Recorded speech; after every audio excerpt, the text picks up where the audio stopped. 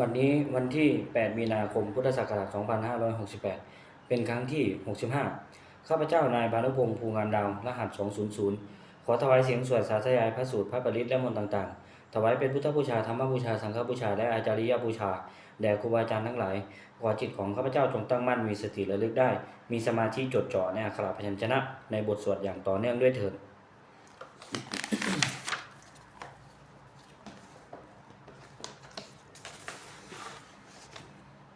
บทที่ 1 บทสวดชุมนุมเทวดาสมันตาจักวาเลสุอัตตาราคัญชันตุเทวตาสัทธมังมุนิราชัสสาสุนันตุสักกโมกตังสักเคกาเมจะรูเปคิลิสิกรตาเตจันตาลิเคมิมาเนทิเปรเทจักขาเมตรุวนาคหะเนเกหะวัตถุมิเกเตภุมมาจายันตุเทวาชลาทลวิสเมยักขคันทัปปนาคาติทันดาสันติเกยังมุนิวรวัจนังสาธโวเมสุนันตุธรรมัสสวนากาโรอยัมปทันตาธรรมัสสวนากาโรอยัมปทันตาธรรมัสสวนากาโรอยัมปทันตาบทที่ 2 บทบูชาพระรัตนตรัยอิมินาสกาเลนะพุทธังอภิปูชยามะอิมินาสกาเลนะธัมมังอภิปูชยามะอิมินาสกาเลนะสังฆังอภิปูชยามะบทที่ 3 บทกราบพระรัตนตรัยอรหังสัมมาสัมพุทโธภควาพุทธังภควันตังอภิวาเทมิสวากขาโตภควตาธัมโมธัมมังนัมมัสสามิสุปฏิปันโนภควโตสาวกสังโฆสังฆังนามามิบทที่ 4 บทสวดนมัสการสิทธิคาถานะโมตัสสะภะคะวะโตอะระหะโตสัมมาสัมพุทธัสสะนะโมตัสสะภะคะวะโตอะระหะโตสัมมาสัมพุทธัสสะนะโมตัสสะภะคะวะโตอะระหะโตสัมมาสัมพุทธัสสะบทที่ 5 บทสวดไตรสรณคมนปาฐะพุทธังสรณังคัจฉามิธัมมังสรณังคัจฉามิสังฆังสรณังคัจฉามิทุติยัมปิพุทธังสรณังคัจฉามิทุติยัมปิธัมมังสรณังคัจฉามิทุติยัมปิสังฆังสรณังคัจฉามิตติยัมปีพุทธังสรณังคัจฉามิตติยัมปีธัมมังสรณังคัจฉามิตติยัมปีสังฆังสรณังคัจฉามิบทที่ 6 บทสวดสัจจกริยาคาถานัตถิเมสรณังอัญญังพุทโธเมสรณังวรังเอเตนะสาจวัจเจนะโสติเมโหนตุสัพพทานัตถิเมสรณังอัญญังธัมโมเมสรณังวรังเอเตนะสาจวัจเจนะโสติเมโหนตุสัพพทานัตถิเมสรณังอัญญังสังโฆเมสรณังวรังเอเตนะสาจวัจเจนะโสติเมโหนตุสัพพทาบทที่ 7 บทสวดมหาสมัยสูตรเอวังเมสุตังเอกังสมยังภควาสเกสุวิหารติกปิลวัตุสมิงมหาวเนมหตาภิกขุสังเขนะสัตถิงปัญจมาเตหิภิกขุสเตหิสัพเพหิวะอรหันเตหิทัสสิจโลกธาตุหิเทวตาเยปุเยนะสันนิปาติตาโหนติภควันตังทัสสนายาภิกขุสังขันจาอัตโคจตุนังสุทาวาสกายิกานังเทวานังเอตตะโหสิอยังโคภควาสเกสุวิหารติกปิลวัตุสมิงมหาวเนมหตาภิกขุสังเขนะสัตถิงปัญจมาเตหิภิกขุสเตหิสัพเพหิวะอรหันเตหิทัสสิจโลกธาตุหิเทวตาเยปุเยนะสันนิปาติตาโหนติภควันตังทัสสนายาภิกขุสังขันจะยันนูนามยัมปิเยนะภควาเตนุปสังกเมยามาอุปสังกมิตวาภควโตสันติเกปเจกคาถาภาเสยามาติอัตโคตาเทวตาเสยถาปินามาภลวาปุริโสสัมมัจจิตังวาภาหังปัสสาเลยยะภาษาทิตังวาภาหังสัมมิเชยะเอวเมวะสุทาวเสสุเทเวสุอันตรหิตาภควโตปุระโตปาตุละหังสุอัตโคตาเทวตาภควันตังอภิวาเทตวาเอกมันตังอทังสุเอกมันตังทิตาโคเอกาเทวตาภควโตสันติเกอิมังคทังอภาสิมหาสมโยปวานาสมิงเทวกายาสมาคตาอาคาตัมหะอิมังธรรมัสสมยังทักจิตาเยวะอภราชิตสังคันติตตะโกอปลาเทวตาภควโตสันติเกอิมังคทังอภาสิตัตตะภิกขโวสมาทาหังสุจิตตังอัตตโนอุชุกมะกังสุสารทิวเนตานิขเหตวาอินทริยานิลักขันติปัตติตาติอัตโขอปลาเทวตาภควโตสันติเกอิมังคทังอภาสิเจตวาคีลังเจตวาปริคังอินทคีลังโอหัตมะเมชาเตจลันติสุภาวิมลาจักขุมตาสุทันตาสุสูนาคาติอัตโขอปลาเทวตาภควโตสันติเกอิมังคทังอภาสิเยเกจิพุทธังสรณังกัตเสนเตคมิสันติอปายภูมิงปหายามนุสังเทหังเทวกายังบริบุเรนสันติติอัตโขภควาภิกขุอามันเตสิเยปุเยนะภิกขเวทัสสุโลกธาตุสุเทวตาสันนิปาติตาโหนติ ตถาคตังทัสสนายาภิกขุสังฆัญจะเยปิเตภิกขเวอหิสุงอติตมัฏฐานังอรหันโตสัมมาสัมพุทธาเตสัมปิภควันตานังเอตปรามะเยวะเทวตาสันนิปาติตาอหิสุงเสยถาปิไมหังเอตระหิเยปิเตภิกขเวภวิสันติอนาคตมัฏฐานังอรหันโตสัมมาสัมพุทธาเตสัมปิภควันตานังเอตปรามะเยวะเทวตาสันนิปาติตาภวิสันติเสยถาปิไมหังเอตระหิอาจิคิสามิภิกขเวเทวกายานังนามานิจิตยิกสามิภิกขเวเทวกายานังนามานิเสสิสามิภิกขเวเทวกายานังนามานิตังสุนาทัสสะทุกังมนาสิกโลทาภาสิสามิติเอวันปันเตติโกเตภิกขุภควโตปัญจันโสสุงภควาเยตถะโวจา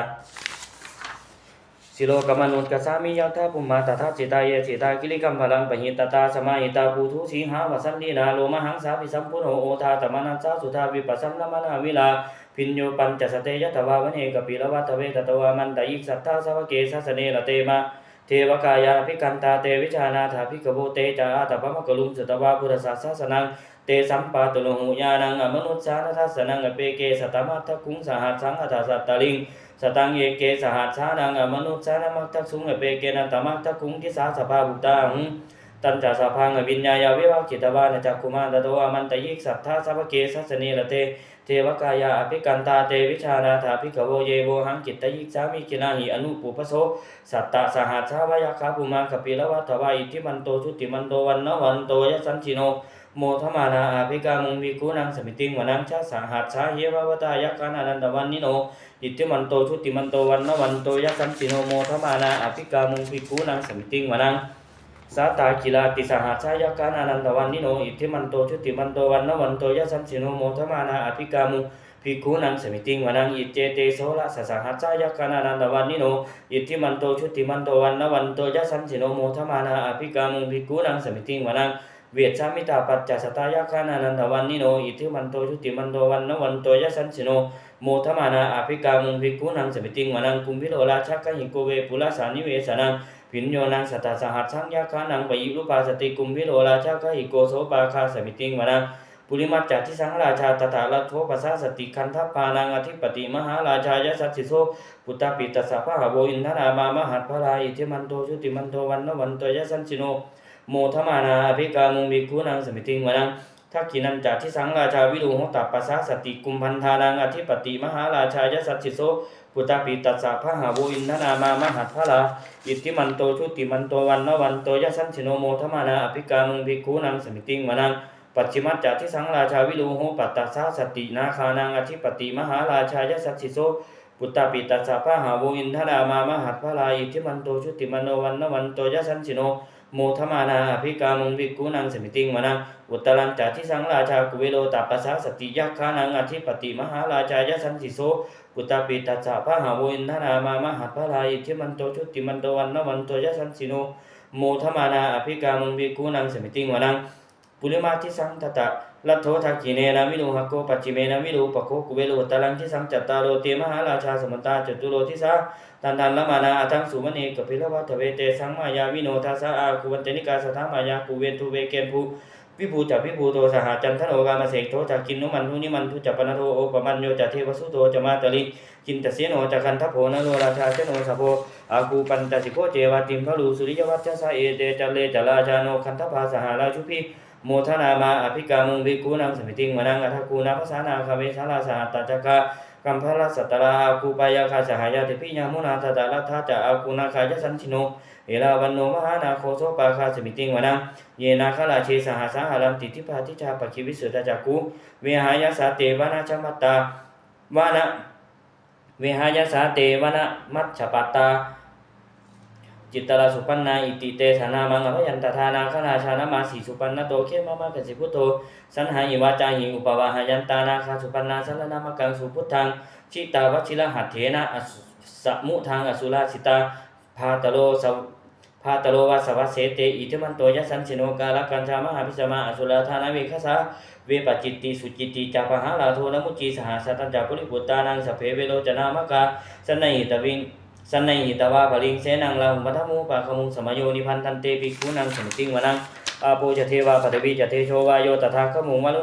ณาเทวาโสโมจะยัสสะสหะเมตตากรุณากายิกาอาคุเทวายสันสิโนทัสเสเตทัสสะทากายาสัพเพนานันทวันนิโนอิติมันโตชุติมันโตวันนวันโตยัสสันสิโดโมทมานาอภิกามุมิกุนังสมิติงวนังเวนทูจะเทวาสังนีจะอสมาจะทุเวยมาจันทัสสุปริสาเทวาจันภาคูปุระขิตาสุริยัสสุปริสาเทวาสุริยมาคูปุระขิตานักขันตานิปุระขิตวาอาคูมัทวาหากาวสุนังวัสโวเสกโทสโคปาคาปุรินทัโททัสเสเตทัสสะทากายาสัพเพนานันทวันนิโน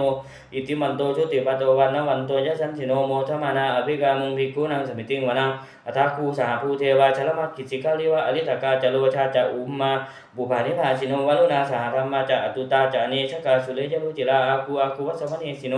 ทัสเสเตทัสสะทากายาสัพเพนานันทวันนิโนอิทิมันโตชุติมันโตวันนวันโตยัสสันสิโนโมทมานาอภิกามุงภิกขุนังสมิติงวนัง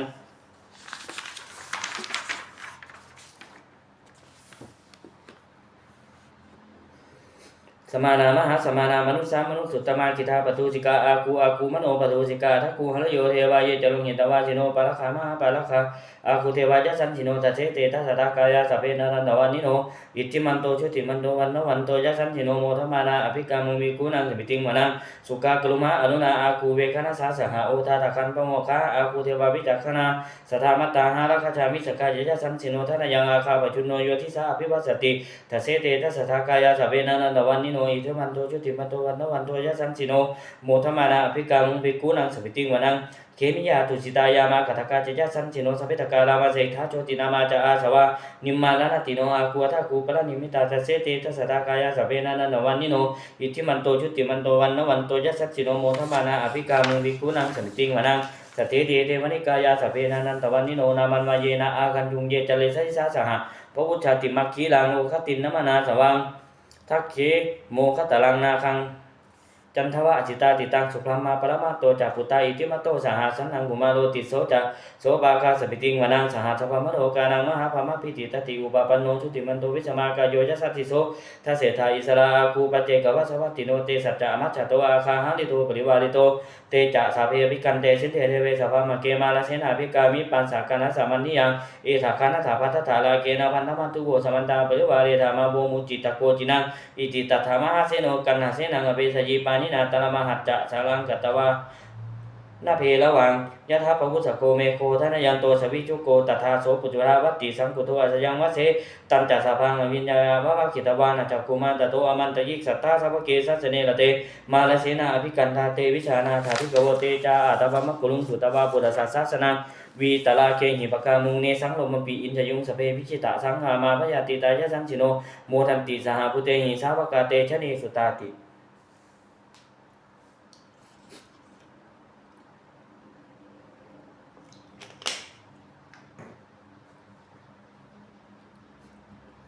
บทที่8บทสวดธรรมจักรกับปวัตตรสูตรเอวังเมสุตังเอกังสมัยังมะกวาภาราทสิยังเมหรติอิสิปตะเน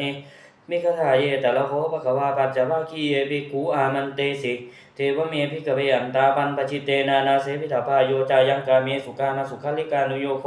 หิโนคัมโมโปทุนจนิโกอนานิโยอนันตสันนิโตโยจายังอัตตะกิลมัทานุโยโคทุโกอนานิโยอนันตสันนิโตเอเตเตภิกขเวอุปวันเตโนปคัมมะมัชฌิมาปฏิปทาตถาคเตนะอภิสัมพุทธาจักขุกรณียานะกรณีอุปสมายาภิญญายาสัมโพธายานิพพานายาสังวัตติกตมาจัสสะภิกขเวมัชฌิมาปฏิปทาตถาคเตนะอภิสัมพุทธาจักขุกรณียานะกรณีอุปสมายาภิญญายาสัมโพธายานิพพานายาสังวัตติอายามีวะอริโยอังถังคิโกมัตโกเสยติตังสัมมาทิฏฐิสัมมาสังกัปโปสัมมาวาจาสัมมากัมมันโตสัมมาอาชีโวสัมมาวัญญโมสัมมาสติสัมมาสมาธิอายังโคสาภิกขเวมัชฌิมาปฏิปทาตถาคเตนะอภิสัมพุทธาจักขุกรณียานะกรณีอุปสมายาอภิญญายาสัมโพธายานิพพานายาสังวัตติอิรังโคปนะภิกขเวทุกขังอริยสัจจังชาติปิทุกขาชราปิทุกขามรณะปิทุกขังโสกปริเทวทุกขโมธรรมานัสสุปายาสาปิทุกขะอภิเยหิสัมปโยโคทุกโคปิเยหิวิปโยโคทุกโคยัมปิชังนัลพันติตัมปิทุกขังสังกิตเตนะปัญจุปาทานาคันธาทุกขาอิทังโคปนะภิกขเวทุกขสามุทโยอริยสัจจังยายังตัณหาโปโนภวิกานันทิราคสหตา ตัตตละตัตตละพินันทินีเสยทิดังกามตัณหาภวตัณหาวิภวตัณหาอิตังโขปนะภิกขเวทุกขนิโรโทอริยสัจจังโยตัสสะเยวาตัณหายะอเสสาวิลาคณิโรโทจาโคปติหิสังโฆมุติอนาลโย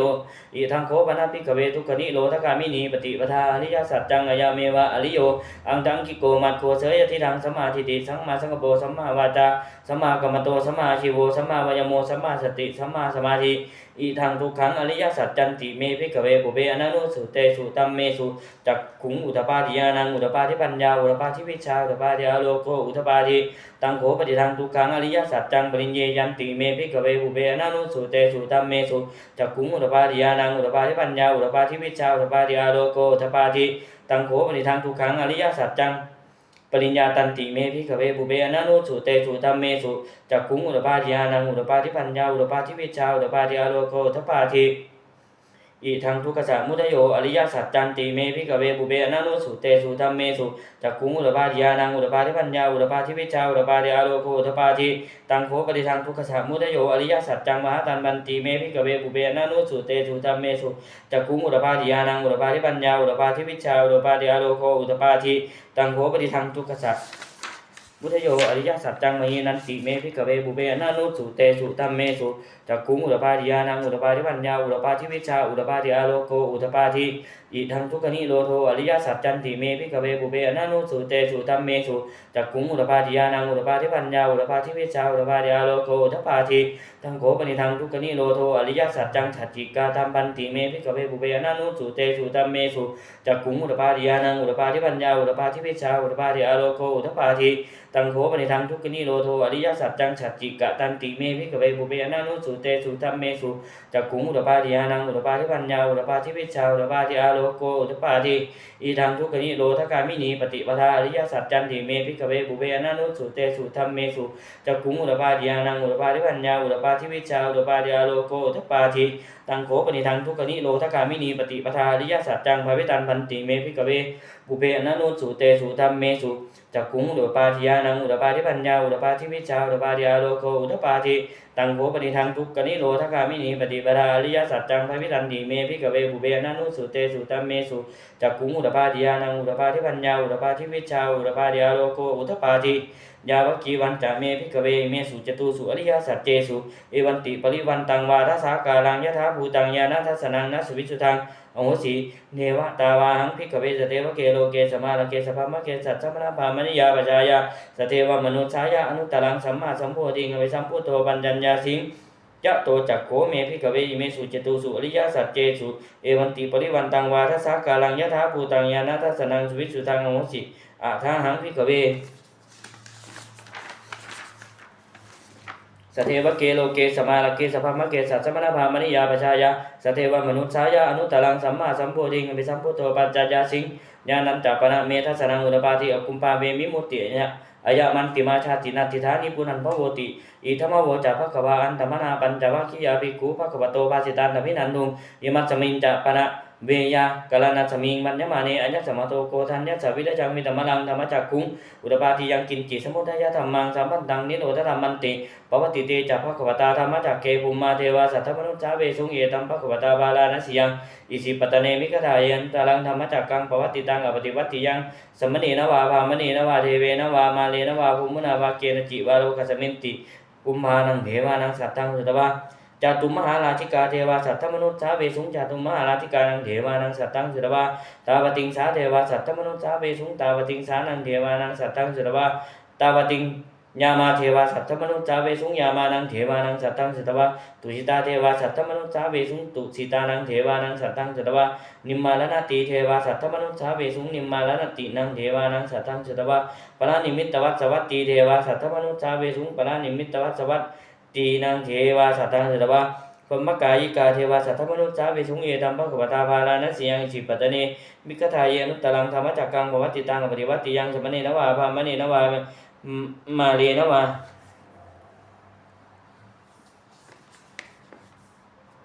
อปฏิวัติยังสมณีนวาภามนาวาเท เทเวนวามาเลนวาภุมุนาวาเกนะจิวาโลกัสมินติอิติหะเตนะคะเนนะเตนะโมหุเตนะยาวะพัมมโลกาสัตโตอัมปุญกันยันเจียยันจัสสะสหัสสีโลกธาตุสังกัมปิสังปกัมปิสัมปเวทีอัปปมาโมจะโอลาโลโอภาโสโลเกปาตุลโหสิอติกัมเมวะเทวานังเทวานุภาวังอัตโกภควาอุทานังอุทาเนสีญาสิวัตโภโกทันโยญาสิวัตโภโกทันโยติอิติหิหังอายัสสมโตโกทันยัสสวิรชังโกทันโยเตวะนามังอโหสิติบทที่9บทสวดพุทธานุสติอิติปิโสภควานังสัมมาสัมพุทโธวิชาจารณะสัมปันโนสุขโตโลกวิทูอนุตตโรปุริสธรรมสารถิสัทธาเทวมนุษย์สานังพุทโธภควาติบทที่10บทสวดธรรมานุสติภะวะคาโตภควตาธัมโมสันทิติโกอากาลิโกเอหิปัสสิโกโอปะนะยิโกปัจจัตตังเวทิตาโพวินโยยติบทที่10บทสวดสังฆานุสติสุปฏิปันโนภควโตสาวกสังโฆอุจุปฏิปันโนภควโตสาวกสังโฆญาญปฏิปันโนภควโตสาวกสังโฆสามีจิปฏิปันโนภควโตสาวกสังโฆญาติทังจตาริปุริสายุคานิอัตถปุริสาบุคลาเอสะภควโตสาวกสังโฆอาหุเนโยปาหุเนโยทักขิเนโยอัญชลีกะละนิโยนุตตรังธรรมจักกัง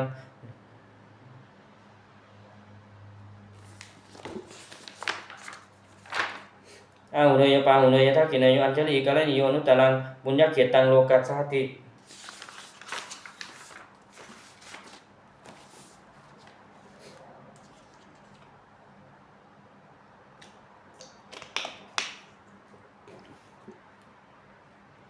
บทที่12บทสวดสักกตวาสักกตวาพุทธรัตนังอุสถังอุตมังวรังหิตังเทวมนุสสานังบุรเตเชนะโสตินานัสสตุปัทวาสัพเพทุกขาภูปัสสมิงตุเตสักกตวาธัมมารัตนังอุสถังอุตมังวรังมลิลาหูปัสสมานังธรรมเตเชนะโสตินานัสสตุปัทวาสัพเพพยาภูปัสสมิงตุเตสักกตวาสักขะรัตนังอุสถังอุตมังวรังอาหุเนยังปาหุเนยังสังฆเตเชนะโสตินานัสสตุปัทวาสัพเพโลคาภูปัสสมิงตุเตบทที่13บทสวดพระคาถาชินมัชฌร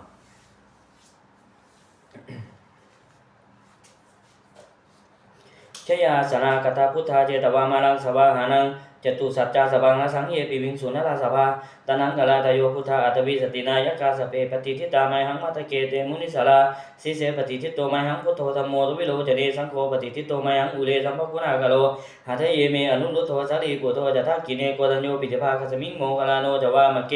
ทักกิเนสมเนไมหังอาสุงอานันทะลาหุลากัสสโปจมหานาโมอุภาสงวามาโสตะเกเกสโตปิติภาคัสมิงสุริโยวะปะพังกาโรนิสินโนสิริสัมปันโนโสปิโตมุนิปุงกบุกุมารกัสสโปเทโรมเหสีจิตวาตโกโสมหังวัฏเนนิจังปฏิทัสสิกุณากโลปุญโยอังคุลิมาโลจะอุบาลีนันทสิวลีเทระปัจจยเมชาตานะละเทติลกามมาเสสาสิติมหาเทระวิชิตาชินาสาวกาเอตาสิติมหาเทระชิตวันโตชิโนรสาจรันตาสิลเตเจนะอังคมังเคสุทันติตาละตานังปุระโตอาสิทักขิเนเมตตาสุตกังทัชังคังปัจจโตอาสิวาเมอังคุลิมาลกังขันธโมละปริตัญจะอาตานาติยาสุตกังอากาสีชาทานังอาสีเสสาปากาลสันติตาชินานานาวาลสังยุตตาสัตตปากาลลังคตาวาตาปิตาทิชัญชาตาพาหิรัญจันตุปัทถวาอเสสามินายังยันตุจานันตชิเนอนันตชินาเตชะสาวัสโตเมสกิจเจนะสัทธาสัพพุจจปัจจเลชินาปัจฉลามัจจมิวิหารลังตังมหิตตาเลสัทธาปาเลนตุมังสเพเตมหาปุริสาสภาอิเจวามันโตสุขุตโตสุลโคชินานุภาเวนะชิตุปัฏฐโวธรรมานุภาเวนะชิตาลิสังโฆสังฆานุภาเวนะชิตันตรายโยสัทธมานุภาวะปาลิโตจลามิชินาปัจจเลนติบทสวดที่14บทสวดมหาหงส์มหากาพาหุงสหัสมพินิมิตตสาพุทธันตังเทเมฆลังอุทิตโคละสะเสนามาลังธานาทิธรรมวิธินาชิตวามุนินโทตันเตชะสาภวตุเตชยมังกลานิมาลาติเลกมพิยุชิตสัพพาลันติงโคลัมปนากวะโคลัมปนาละวะกามะขะมัทยักขังขันติสุนันตวิธินาชิตวามุนินโทตันเตชะสาภวตุเตชยมังคลานินาราคิลิงขจวรังอติมัตตะปูตังทาวะคิจักกสมณีวสุธาลุนันตังเมตัมปุเสกวิธินาชิตวามุนินโทตันเตชะสาภวตุเตชยมังคลานิอุคิตขาดขมติหัตถสุธาลุนันตังทาวันติโยชนะปัทังคุลิมาลวันตังอินทีพิสังขตมโนชิตวามุนินโทตันเตชะสาภวตุเตชยมังคลานิกัตตวากัตถมุทลังอิวาคัมพินียาติญญายะทุทวจนังชยกายมัจเจสันเตนะโสมมิชินาชิตวามุนินโทตันเตชะสาภวตุเตชยมังคลานิ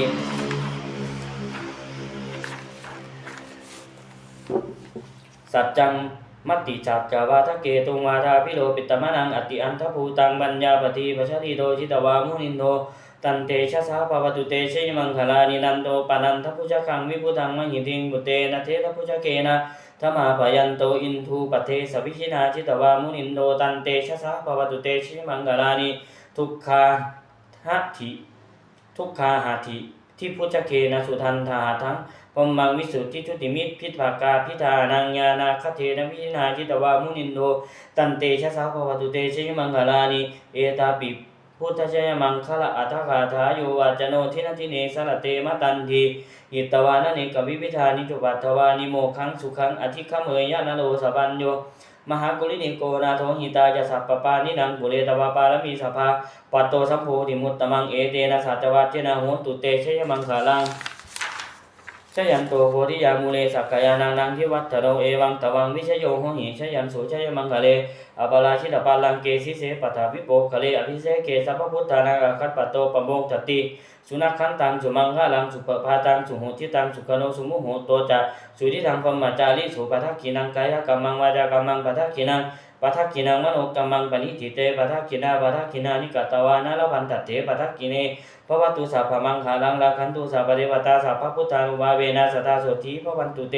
ภวตุสัพพมังคาลังราคันตุสัพพเทวตาสัพพธรรมานุภาเวนะสัทธาโสธีภวันตุเต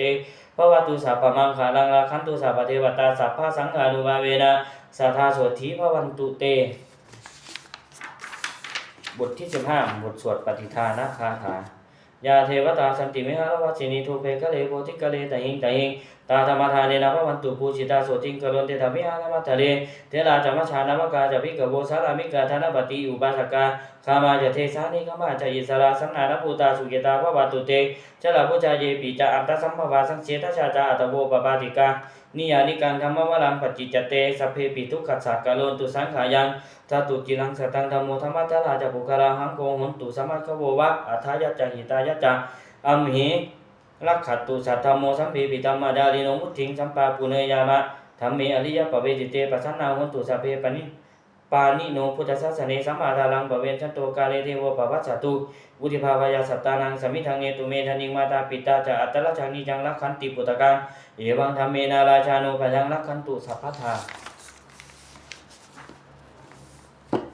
บทที่16บทสวดเทวตาอุโยชนะคาถาทุกขปตาจนิทุกขาพยปตาจนิพยโสกปตาจนิโสกาโหนตุสัพเพปิบานิโนเอตาวตาจามิหิสัมปทังปุญญสัมปทังสัพเพเทวานุโมทันตุสัมปสัมปติทิฏฐิยาทานังทันตุสัทธายะสีลังลักขันตุสัพพทาภาวนาภิรตาโหนตุขัจจตุเทวตาคตาบทที่17บทสวดสุมังคลคาถาโหนตุสัพพังสุมังคะลังลักขันตุสัพพเทวตาสัพพพุทธานุภาเวนะโสติโหนตุนิรันตารังโหนตุสัพพังสุมังคะลังลักขันตุสัพพเทวตาสัพพธรรมานุภาเวนะโสติโหนตุนิรันตารังโหนตุสัพพังสุมังคะลังลักขันตุสัพพเทวตาสัพพสังฆานุภาเวนะโสติโหนตุนิรันตารังสัพเพพุทธาภรปัตตาปัจเจกานันจายังบาลังอรหันตานันจเตเชนะละคังบรรณามิสัพพัสโสสัพเพพุทธาภรปัตตาปัจเจกานันจายังบาลังอรหันตานันจเตเชนะละคังบรรณามิสัพพัสโส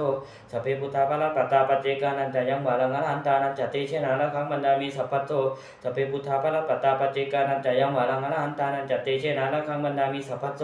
สัพเพพุทธาภรปัตตาปัจเจกานันจายังบาลังอรหันตานันจเตเชนะละคังบรรณามิสัพพัสโสสัพเพพุทธาภรปัตตาปัจเจกานันจายังบาลังอรหันตานันจเตเชนะละคังบรรณามิสัพพัสโสสัพเพพุทธาภรปัตตาปัจเจกานันจายังบาลังอรหันตานันจเตเชนะละคังบรรณามิสัพพัสโส